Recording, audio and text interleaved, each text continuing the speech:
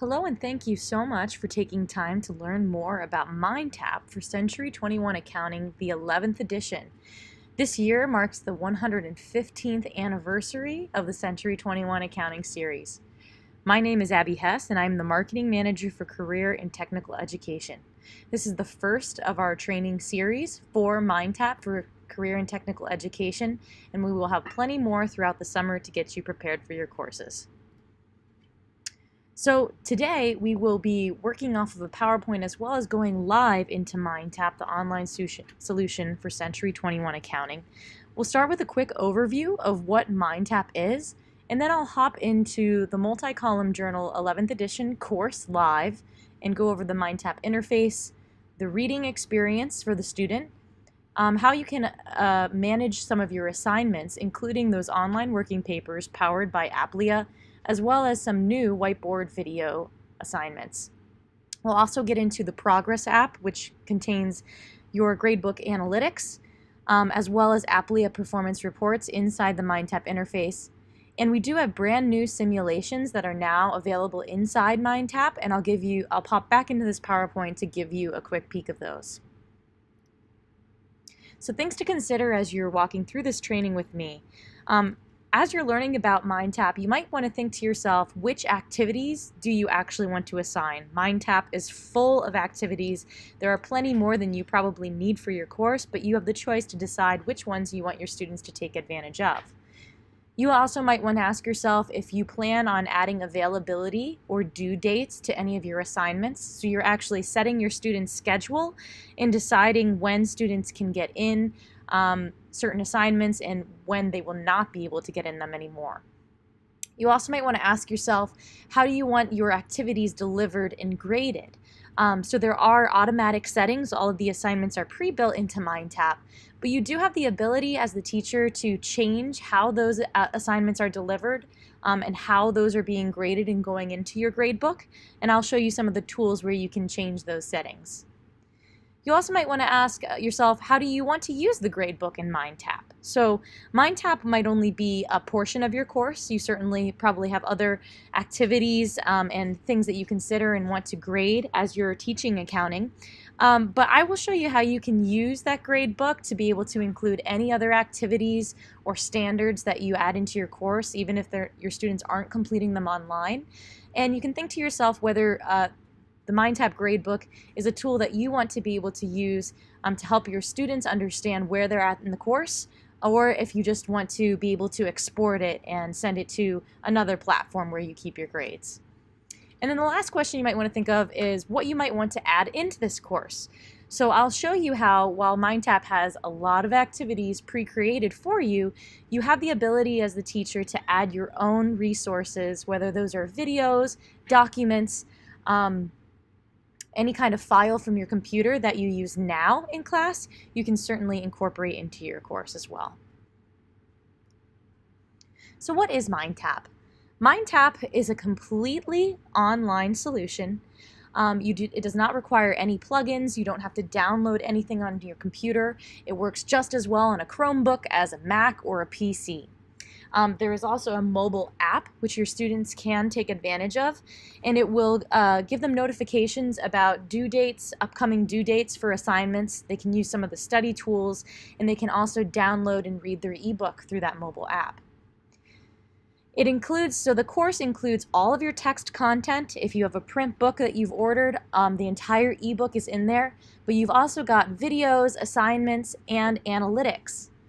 It's out of the box and ready, so unlike some other online solutions you might have used where you're pulling from a library and building all the assignments for your course, MindTap is already organized alongside the book and all of the assignments are pre-built in there. So even though it's out of the box and ready, you can use as is, or you can customize anything that you have in there, whether you want to hide certain assignments, rename them, move them around, or add your own content. So when we talk about customizing, I'll show you how to do this live, but you can see on the right-hand side the kinds of activities and files that you can add into your course. Anywhere within the course you can add basically any file from your computer. If you are a Google school and use Google Drive, you can pull from there. You can also pull from your hard drive, from your Microsoft OneDrive, Or you can pull assignments that we've created, our Applia homework assignments, or add things like flashcards, RSS feeds, or videos from YouTube. MindTap also includes a full gradebook as well as gradebook analytics. We'll get in here a little bit more as well. And now MindTap for accounting specifically. So MindTap is an online solution that you'll find across all of the business course areas as well as all of CTE. We have MindTap for business and marketing, personal finance courses, and you'll even find them with your healthcare counterparts, cosmetology, trades, and automotive. But MindTap for accounting includes specific assignments that you know may have used in the past and that work for accounting students. So inside this MindTap course, in addition to the full ebook, you'll also find the full online working papers powered by Applia.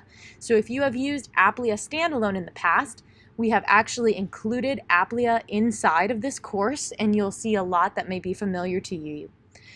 We also include the application mastery and challenge problems. Those are powered by Applia, and those are the problems in the Century 21 series at the end of each chapter. As a teacher, you might have your students complete those problems using professional software like Microsoft Excel, QuickBooks, or Sage 50. You certainly can continue to do that, but if you want students to be able to work with them online and have them automatically graded, they are there for you. All of the online working paper tests, Test A and B, are included inside this learning path, as well as animated activity videos, which have follow-up questions and can be used as a homework assignment for students. Reinforcement activities that cover multiple accounting topics that build on each other are also included inside MindTap, as well as the study guides, which offer a great study and practice experience for students who are preparing for their chapter or unit tests. And you'll even find more. So at this point, I am going to hop out of my PowerPoint and get live into MindTap. Now, I'm accessing MindTap through this website, NGL Sync. If you've used MindTap in any other Cengage courses, you've probably seen this site before. But if you haven't, whether you are just trying out MindTap for accounting for the first time and you want your sales consultant to give you a demo access, or if you've already purchased and you're getting in there to explore and work on your course, NGL Sync is our new one-stop shop login for you to be able to access your MindTap courses as well as your instructor resources. And it's the same place that your students will go to get into their MindTap courses and access any student resources. So I'm just going to log into NGL Sync here.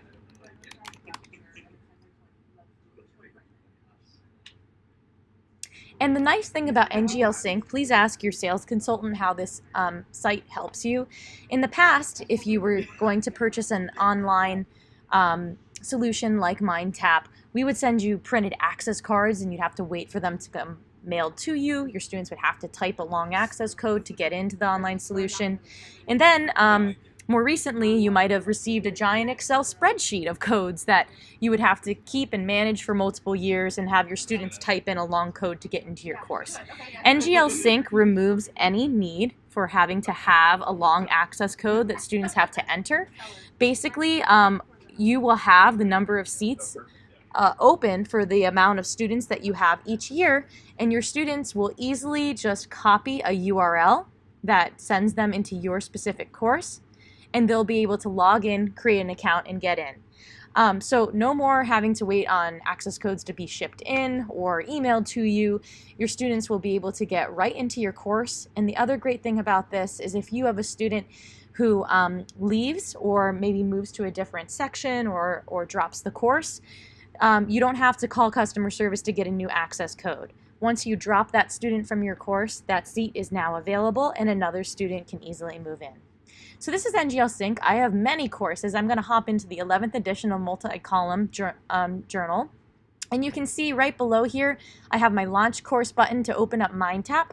But I also have my student companion resources, my instructor resources, and Cogniro, which is our customizable test bank. So all of these tests that you'll find here are available inside MindTap, but if you want to create printed tests and customize them and scramble questions, you can certainly do that with Cogniro right here. So I'm here inside my MindTap course, And this is the very first view that you will see coming in. I've got the title of my book that I'm using right across the top. And there are two views that I have available to me. The first one that you'll find yourself in is called our outline view. And this is organized just like the book. So if you've used Century 21 in the past, you'll know that there are 4 parts to this 24-chapter book. And as I open up these folders, all of the content will open like an outline. I have all the chapters that are under that first part. And as I open a chapter, I'll find all of my readings and my assignments that my students will be working in. So let's quickly go over what you'll find in each chapter in the Century 21 accounting course. The new part actually introduces a business that we'll be taking a look at. So this is a reading activity. Anything that has this little book icon to the left is a reading. And the readings are broken up by lesson. So you can see now that I'm in chapter 1, I have an accounting in the real world feature that this chapter opens up with that I can read. And then I have lesson 1-1 accounting in action, that reading. After I've read one lesson, I actually have a folder here called end of lesson review, which offers 2 different practice activities for my students. So there's a terms review, and you can see here where it says practice, students can complete this to practice and to prepare for any quizzes or other assignments that they're going to have. But when an assignment counts towards their grade, in orange here you will see these words, counts toward grade. And over to your right, as students start submitting these in your course, you'll see the percent of your class that has submitted that assignment, the average score on that assignment, and then of course the points that that assignment is worth. So as I open up all these other end of lesson reviews, I can see the point values that are automatically here for it and how my students are doing in that assignment. So for each end of lesson, you do have 2 practice activities. If you wanted to make one of these be graded and actually go into the grade book, you certainly have the chance to change that as a teacher. Your working papers for each lesson will include the work together as well as the on your own lessons. And we'll take a look at those. Once you get through the lessons for your chapter, there is a study hall folder. So this offers even more practice activities for students. It's a great place for them to go to prepare for a test after they've worked on their working papers or maybe before they start working on their application questions. So you'll see there's some more readings that come from the book. So there is the chapter summary. The review readings that are in the back of your chapter are located here, as well as flashcards. Every key term has a digital flashcard that is pre-created, and students can come here to study those. There's also a chapter true and false quiz, as well as your chapter study guide. So in the past, if you had used MindTap for the 10th edition, these study guides were not included in your learning path, but now they are under this study hall folder.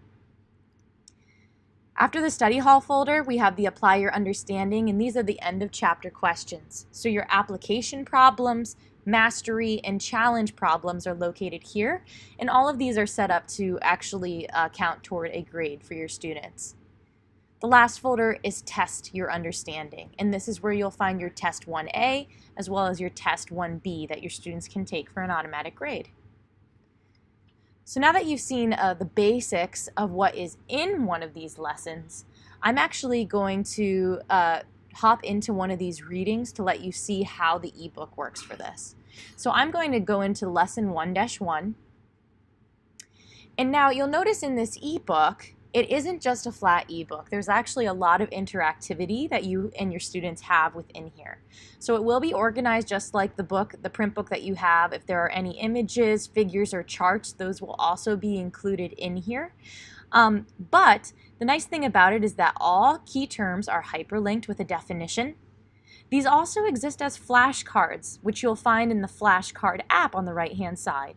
So students can access their flashcards through the learning path under that study hall folder, or they can always click this flashcard app, and I'm actually going to make this half size, and I can study flashcards right as I read. The nice thing to note about the flashcards is that if students click this gear, they can also decide whether they want to see the definition or key term first, and they can print these and study these on the go. Students and teachers also have the ability to annotate their ebook. So if I highlight any section of the ebook, this little window opens up, which gives me 5 different colors. So I can highlight important information, And as a teacher, the teacher actually has a fifth color that the students don't have, and it's orange. So the nice thing about these orange highlights is that I'm going through and looking at a chapter before my students are going to come in and read, I can pre-highlight content that I want them to especially pay attention to. So if I highlight something in orange as a teacher, that is now a shared highlight and will appear on the ebook for all of my students in my class.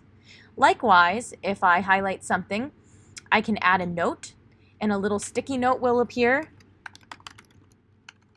I can write whatever I want and save it.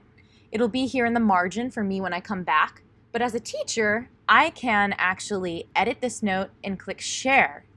Once I share the note, it turns orange. And again, that will appear in the margin for all my students, and my students will also be able to see the note. So having this kind of shared annotation allows you to direct your student reading even when you're not there with them. And it also encourages them to actually dig into the ebook. Some of the other tools that you'll find in here, while all the key terms are hyperlinked with a definition, if there's another word that I'm not quite sure what it means, I can highlight that word and click dictionary. Merriam-Webster's dictionary is built into this ebook and will give me the definition of that word. You also have the ability to have the text read aloud to you. Up here in the right-hand corner of the ebook, I can have the entire page read aloud by clicking this Read Speaker app. It's a little man speaking.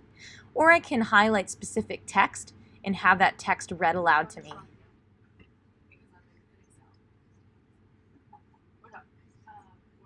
So you'll notice as it is reading that it's actually highlighting the words as it's read, and that's been known to help ESL students or students who might have trouble sticking to their reading.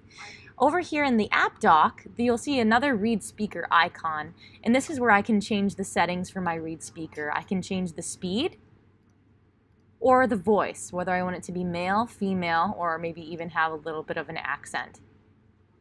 Up here on the right-hand side, I can also increase the text size, and I can bookmark pages. Students can print a few pages of text at a time if there's a really important chart or something they want to keep with them. They do have a print option here. I want to note, I made all these highlights and these notes, but how do I get back to them easily? Another app that you'll find in the right-hand app dock is called Study Hub. This is really my favorite app because what it does is it catalogs all of your notes and highlights and puts them in an easy outline view. So I've been in Chapter 1. I was under the subhead Accounting and Personal Life, and these are my highlights and notes. Wherever I am in the course, if I'm in a chapter, 3 chapters away from now, and I want to get back to one of my notes, I can always click this little blue hyperlink, and it'll take me back to that page within the ebook. These are printable, so I can easily print my outline of all my notes and highlights. You'll notice that I can also get back to my bookmarks and find my way back to those important pages. And the study guide section actually allows me to create a study guide where I can print out a whole bunch of resources from this ebook. So if I call this my Chapter 1 study guide, I can select a unit or a section. I'm gonna select all of Chapter 1. And I decide what I want to be on the study guide. So I'm going to select all. I'm including my shared notes, any key terms and definitions, shared highlights, and any custom flashcards that might have been made. As a student, I can choose my notes and my highlights, and then I also have the option to choose the ones that my teacher has shared with me. I can add this to my guide, create it, and now I have a study guide that I can study in here or I can print out at a later date. The last thing I want to show you about this great ebook is the teacher's ability to add any resources into the reading itself. So over here on the left-hand side, you might have noticed a little pencil. Only the teacher has this pencil. And if I click this, it gives me a couple plus signs.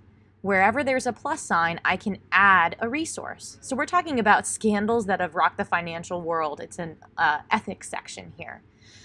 So maybe I have an RSS feed or a web link to a news article, or even better, a YouTube video that I want students to interact with when they're getting to this point in the ebook. If I click web video search, YouTube actually opens here. I'm not going out anywhere and grabbing code to embed. I'm inside MindTap all of the time. And I'm going to call this accounting fraud. And let's say that this is a video that I've watched already. I've made sure it's safe and valid for my students, and I'm selecting that video here. I can watch the video at this point again to make sure it's the one that I want, and I can insert text before or after. Before class, we will discuss. Once I have all the notes I want, I click continue. And now that video with the source code is automatically here in the ebook for all of my students to watch. So that's the ebook. I'm going to pop back out to this outline view again, and I want to share with you some of the tools that you have to be able to customize what's in your course. So as you might have noted, you can see the amount of points that are here for each activity. You get some information on what percentage of your class has submitted that assignment and their average score. You can change any of this. And the way that you do that as the teacher is you have to unlock this little edit feature right up here at the top. So if I turn editing on, you'll notice now I have more pencils and I have edit and hide buttons available to me. So let's say that I'm actually going to close out of chapter 1 so you can see all the parts here. Let's say that I never get to part 4 in my class, right? So I just want to hide it. I don't want my students to even have to worry about it. I don't want them accidentally getting in there. So I'm going to select all of part 4. And you'll notice if I click the button next to the folder, it's selecting all of those chapters that are under that entire part of the book. You can see I have 11 items selected. Once I'm selecting multiple things, if I click a folder, if I click multiple items, then I'll have this orange batch actions bar pop up at the bottom of the screen. It's a batch action because I'm applying something new to multiple activities. If I click batch actions, I have a couple different options. I can hide these things, I can add availability and due dates, or I can change assignment settings. So I'm going to click hide. Yes, I want to do that. And now part 4 has completely disappeared from my course. So you might notice up here there's a show hidden option. Even though they've disappeared, my students won't see it, they won't have access to it, I can always bring those things back. So we do have teachers who might hide things so that students don't get ahead, and then they'll bring them back as they get closer to that part of the course. If I click show hidden, I'll now see that part that I hid, but you'll see this gray eye here and everything's kind of grayed out. So my students still cannot see this, but I'm able to see it and be aware that it's there. If I want to bring them back, I can always select that whole part, click batch actions, and click show selected. If I only want to show a few of these things, then I can select only the things I want to show, and I can click the show button. But I'm going to bring it all back, batch actions, show selected. Okay. So notice too that when you're in your course, I'm going to open up part 1 and we'll look at chapter 1 again. Unselect these. If I am selecting multiple assignments, let's say I want to select the end of lesson review for lesson 1-1 in chapter 1. I also can edit dates and give availability and due dates for these things. So I'm actually going to select all of chapter 1. And at the same time, I'm going to click edit dates. And I can give an availability date. So this is the first date that students will be able to get in and start working on these assignments. I'm going to say that they can get in today, and I can choose down to the hour when they can get in. I want them to start working on it today at 4 p.m. Done. And they need to have all of this done. We need to get past chapter 1 by this time next week. So I'm going to select the 22nd. And I'll give them until 11:59 p.m. to get that done. I save. Now I've set those availability and due dates to all of these assignments. And you might notice that when I'm looking at individual assignments now, it will remind me when this is due. They're due May 22nd at 11:59 p.m. Now at this point, I want to show you the second view that we have, which is this weekly view. This week view is actually created for students because as a teacher, I need to know what is going on throughout my entire course. I need to keep a couple weeks ahead and make sure that I know what I'm going to do. Students only care about what I'm doing this week. So in the weekly view, I can see per week what I need to be working on. So in week 5, I've got 30 activities. It's everything for chapter 1. And they're all here for me. As a student, then I can literally just look at this weekly view, say, what do I need to get done now, and work down this list. If you don't plan on giving availability or due dates for any assignments, and you don't want students to have that weekly view, you can always turn that weekly view off in your course settings. Over here where it says CTE, this will have your username. It's your little profile area. If I click this, I do have course settings. And under dashboard settings, I can turn that weekly view off if I want to. I'm not going to do that. I like the weekly view. But I also wanted to note that while I set availability and due dates for all of chapter 1, let's say that I get sick and I'm not here a day, or we get a snow day, or there's another reason why we get behind and I need to move all these due dates back. I can select everything I want, batch actions, edit dates. And this is where I was working in this before. I can certainly change these, but I can also shift them. So let's say that I want to select maybe my whole course and I need to move everything back one day because we're kind of a day behind. I can choose whether I want to move things forward or backward and by the number of days. So now that I'm moving everything back a day, now you can see it's all moved. The due dates have moved. So that's just another easy way to be able to get the due dates that you want. I want to mention now, I'll select chapter 1 again. The last batch action you have is to edit the settings for these assignments. So these are general MindTap settings. In this chapter, I have a lot of different kinds of assignments. I have multiple Applia working paper assignments. I have a video quiz assignment. I have readings. I have, study tools like flashcards and PowerPoints. So if I'm going to try to give basic settings to these, I can say whether these are graded, and when students complete them, the grade will move to my gradebook, or if they're just practice. I can say how many points they're worth. So maybe I want all of chapter 1, everything is worth the same number of points. I doubt that you would want to do that, but I'm going to make them all worth 5 points and save. It's going to tell me that there's some errors here, right? So these are all readings and flashcards. I can't really make these be graded assignments. They're study resources. So it's just telling me that 9 of these were not adjusted, and that's why. Okay, so I just made that change. But the way that you might use this in real life, if I click the edit tool off, I can see how many points each of these assignments are worth. Now they're all worth 5. But maybe how I usually grade this in my grade book is that working papers are all worth 5 points, and the terms review and audit your understanding are actually practice, or they're actually worth 2 points. I can easily turn the edit tool on, select what I want, and do that batch action to make that match how I want my grade book to be. I'm going to make these practice 3 points. Okay, so you have the ability to change any of these. The last thing I want to show you, if you do have the edit feature on, you don't have to select multiple things at once. If I'm looking at one particular assignment, I have even more options to be able to change that assignment to how I like. So for instance, let's look at working papers 1-1. If I click edit just for this assignment, this editing activity window opens up.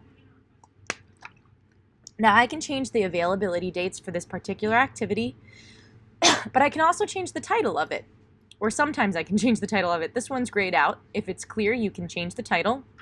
I can add more direction for my students. You will have 1 attempt at this.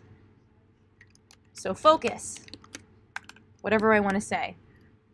I can also change the location. So these are pre-organized into folders under particular chapters, under particular parts. But if I want to move this, I can choose what folder I want to move it to and where I want to move it in that folder. So I can organize this entire course outline so that students are working through the assignments in the order that I want. I also want to note you have an Edit Options button here.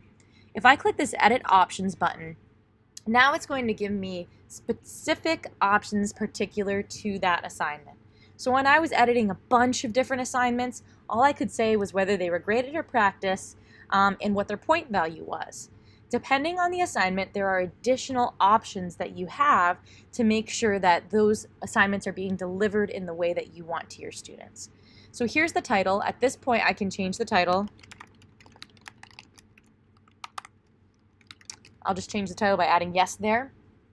It does count toward a grade. I could I could delete this, and I don't want it to count toward a grade, but I'm going to keep it that way. And then in your Applia online working papers, anything that's powered by Applia, all of your end of chapter questions, the application, mastery, and challenge, all of your online working paper assignments, the on your own and the work together and on your own, the chapter test A and B, they're all powered by Applia. And so you have these settings. It's good to know what kind of type of delivery you're getting. So I'll show you where you can find these descriptions, but there are 4 different types of assignments that you can have in Applia, and a lot of these are set to standard. You'll see that some of them are preset to randomized or grade it now. But basically, if you want this, the standard setting is that students will have 1 attempt to complete this. All students in your class will see the same version of that assignment, and the grading will occur as soon as I've marked a deadline for this assignment. So if I say that it's due on May 21st, it will be graded at that time. You also have the unlimited option. Unlimited means that students will receive unlimited attempts at this assignment. They will get immediate feedback. It will tell them whether they got that correct or not once they submit. But these scores do not become a part of their grade. They're not going to feed into the grade book. You'll get to see how well they did and how well they did on all of their attempts, but it won't flow into your grade book. Randomized and Grade It Now are 2 options that you can really only use for your mastery, application, and challenge problems that say randomized in the title. So what this means is that we have multiple versions of that assignment. If you see an assignment that says randomized, and I'll show you where they are, that means that we have 3 versions available. And the nice thing about this is that you can have students try them multiple times because they won't have the exact same numerical values, they won't have the same data, and so maybe they can try one of their online working papers assignments once, they might fail, learn from it, and then try a different version. So you'll see the ones that are like that do say randomized in the title. You have 2 options for these kind. You can mark it to randomized, which means that students will still only have 1 attempt, but each student in your class will be scrambled. People sitting next to each other may very well have a different version of that assignment than the person sitting next to them. So they're all testing for the same things, they're teaching the same skills, but they'll have different data. Grading occurs at the deadline, and again, you can only set assignments like this if they do have the randomization option. Grade It Now actually allows students to complete 3 attempts at each assignment. So they can try it 3 times, and they'll get 3 different versions each time that they try. They do receive immediate grading and feedback, so if I try it once, I'll be able to see what I did wrong, where it was wrong, and then I can try a second version. Okay? So those are the options. I'm going to leave this one as standard, but you would do that. I'm going to click Save. Again, by clicking Edit next to one particular assignment and then clicking Edit Options, which you will see here for your assignments. Edit Options. So as I'm looking at Chapter 1, once I get the Apply Your Understanding folder, these are my application, mastery, and challenge problems. See how some of the masteries say randomized. That means that this is the version of the assignment that does have those 3 versions. So what you can do here, you do have the static one, which means it's just 1 version. Either I would hide these if I'm not interested in using the randomized ones, or I'd hide the static if I only want to use the randomized one. So you kind of decide which you want to use there. Otherwise, students will have kind of the same assignment in that section twice. You do have a homework drop box available at the end of each chapter. And really, this is just a way for students to be able to submit other assignments to you, other documents, if you need to share documents in a certain way and you don't use Google Drive or OneDrive for that. This just gives you an available Dropbox for students to submit things to you. Okay, so now we are going to move to assignment management. I already showed you a few of these apps over here on the right-hand side. A lot of these are tools for you, tools for the student. You might not use all of them. You might find a few that are useful. But the three that we're going to focus on now is the See Now app, the Applia app, and the Progress app. So as you might have realized, most of the assignments that are in this course are powered by Applia, and these came from the Applia online working papers. So you can edit individual assignments that are already in your course by clicking that edit button. But if you do click the Applia app, it's going to show you a list of all of the Applia assignments in your entire course. And I can search for those, so I'm going to look for all the ones for Lesson 1-1. I've got my working papers and my application problem. So you can easily find any of the assignments that are already in your course here. If it's pre-built into your course, you'll see a check mark that it's in the path or in the learning path. If it's timed, that will mention it here, and if it counts toward a grade, and then the type of assignment that it is. So I can open any of these to see the individual questions that are in that assignment. Working papers for each lesson do include the work together and on your own. I can delete one of these, I can edit these individual questions, or I can copy them. So one reason you might want to copy an application problem, let's say I want to copy this entire assignment. I'll give it a different name. Second, because I want to offer it again as a different style. Maybe I want to offer a timed version, right? And only give my students 30 minutes to complete this. Whatever I want to do, I can save these and then change those settings. I can delete them and remove them as an option from my course. But if I open the assignment up, I want to show you that you can edit the individual questions as well, or the entire assignment. So if I want to edit the entire assignment, I click the pencil tool. I can change again the point value. That was something that you could do from the course outline if you wanted. I can change individual questions. So maybe I don't want the work together to count as anything, right? Because I'm showing my students how to complete that problem. So that's going to be 0 points. And now it's showing me the assignment. So yeah, this is the first book. I'm going to get back there. So maybe for the work together, I want this to be 0 points. Save.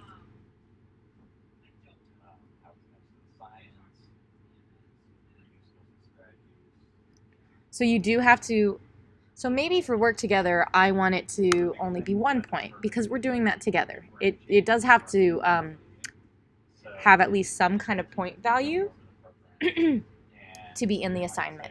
And maybe because on your own, students are completing those, that's going to still, I'm going to keep that as 2 points because it's worth more to me. I can change those things here. I can also view all questions for the assignment. And this allows me to view the assignment as a student would. I can, try to complete it. And over here on the right-hand side, I have a Show Answer button.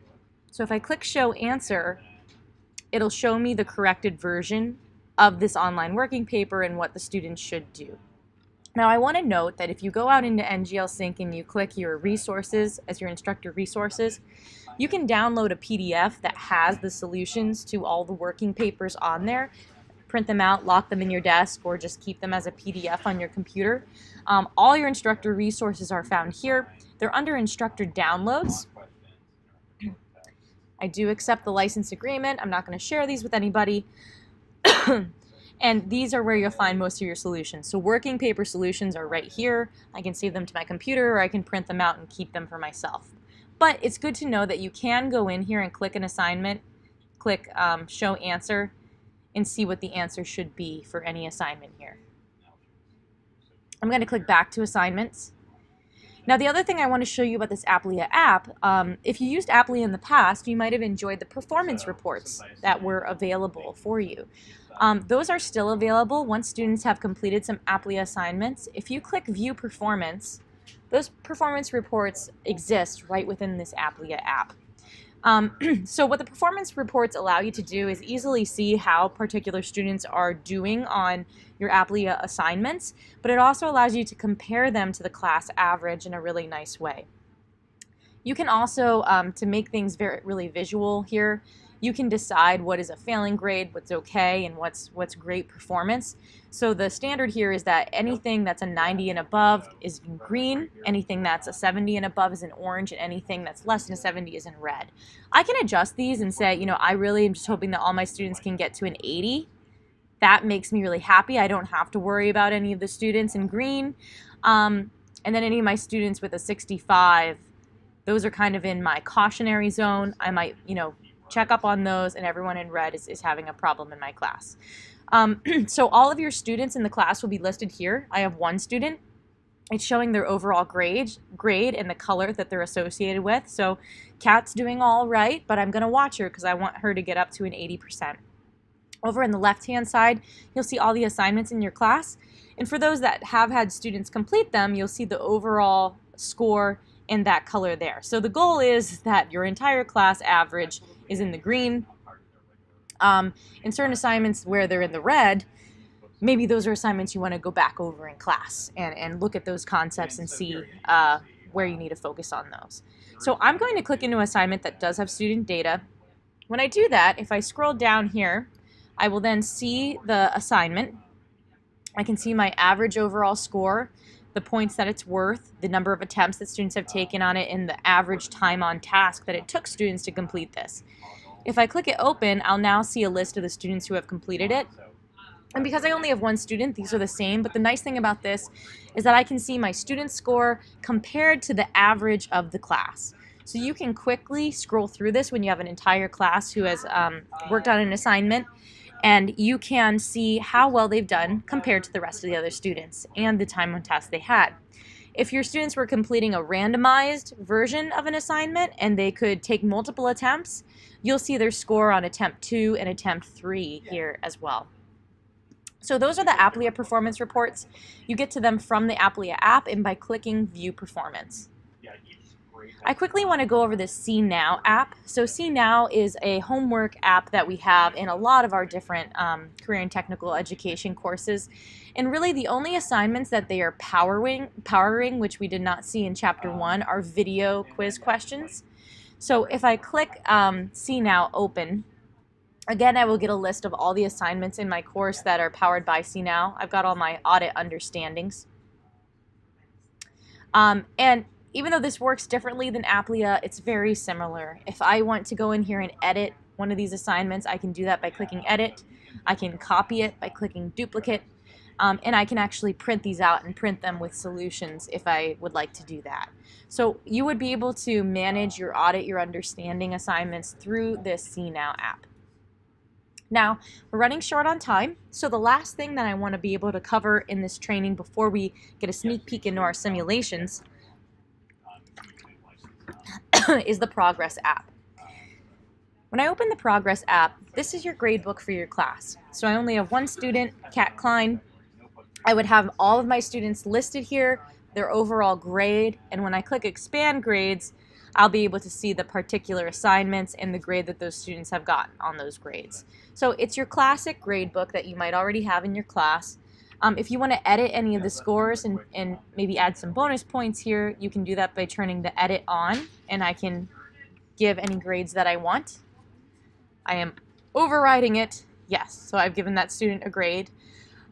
You do have settings in here, whether you want to focus on points or percentages, whether you want the gradebook to be organized by the units and folders of your course or by categories you've created.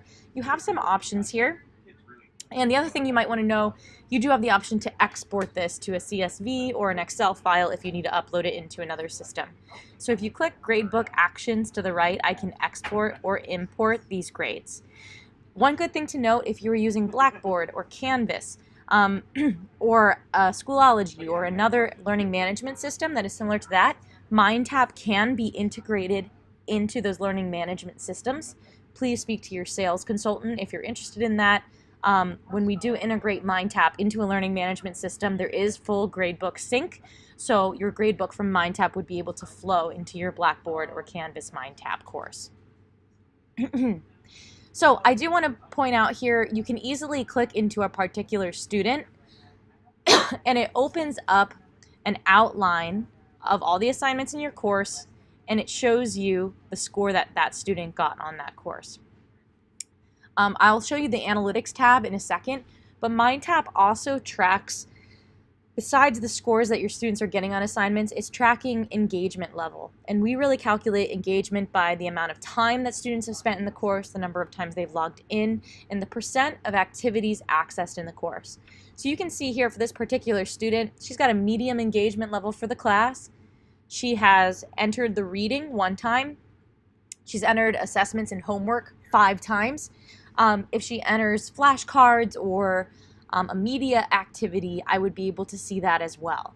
So we've had other accounting teachers say that they really use this view as a kind of one-on-one teacher and student meeting to be able to tell students how they're doing in a class and talk to them about how they're using MindTap, talk to them about the resources they're using if they're going into that study hall folder, if they're using flashcards, if they're reading, and if they need extra help. So this is a great way to get information by an individual student. Likewise, in this outline view, anything that has a G means it counts toward a grade. Anything that has an M means that that assignment has some questions that are manually graded. Now, the only assignments that would be manually graded are ones that might have a short answer question where students are writing a short answer response. So if my student completed this, I could click this and it would allow me to see the assignment and then give them a grade for those questions. Anything that's a grade P means that it's practice. So I do want to note, my student completed this Audit Your Understanding. If I click this for her, I can see, when it's available, when it's due, my settings that I have in here. I can extend the due date for this particular student. So let's say that Kat, made it to the tennis championships and she was out of class yesterday and it was due, but I'm going to extend the time because it wasn't her fault that she wasn't in class. If I click this little calendar and I'm going to push this back to the 2nd of June, that will change that due date just for that one student. So because I'm under Kat Klein and I'm in her assignment, I can change the due date for her. I can also extend a time limit. If it's a timed activity, I can give her some extra time, or unlimited, as much time as she needs. Now, if she had completed this full assignment and there was a manually graded short answer question that she had to respond to, I would click Grade Assignment and it would allow me to see her response and put in a grade for those questions. I can remove the score or edit it if I want. And I can also add a comment. So let's say, you did a great job. Students will be able to see these comments that you post attached to particular assignments. So now I'm going to go to this Analytics tab. This allows you to view analytics across your entire course. So if I had multiple students in this course, you'd see little dots all over the place, where each dot in the scatter plot is a student. And as I highlight those students, I can see the time that they spent in the course, their course score, and their engagement score. If I click into her, I get right back to where I was, and I'm looking at all the assignments that she's worked on. But what this allows you to do is that you can see at a class average a scatter plot visual of not only how well your students are doing on assignments, but how they're engaging with the course. And the reason why this is important is because it gives you a quick snapshot view of the students who might be way over to the right, who have spent the most time in the course. They're reading all of the text, they're using all of the practice activities, and they still have a lower than average course grade. Those are the students who you might want to talk to and give an extra bit of help. Whereas the students who are way over to the left, you can see, well, they've never gone into the ebook, they've never studied flashcards, they've only completed a few of their assignments, and there's no wonder that they have the grade that they do. So it gives you a quick visual to understand not only the grades that students have, but why they might have those grades and which students might need extra help. So these kind of analytical reports can be exported as well by clicking this export button right here. The overview tab is giving you an outline, just like we saw under CAT, under the particular student, except this is for the entire course. So you're getting your average score for your entire course here. If I want to see how all of my students did on an assignment, I can click it. It'll give me a list of all of them and their score. And then if I click on that particular student, I'd be able to see their attempt, extend their due date, whatever I want to do there. You can delete attempts. So let's say that your assignment is set up so that they only get one try, and a student goes in and they said, I messed up. I know that I messed up.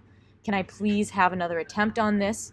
You can delete that attempt. Maybe you want to check it first, talk through it with them, and this will let me see what the student did on that assignment.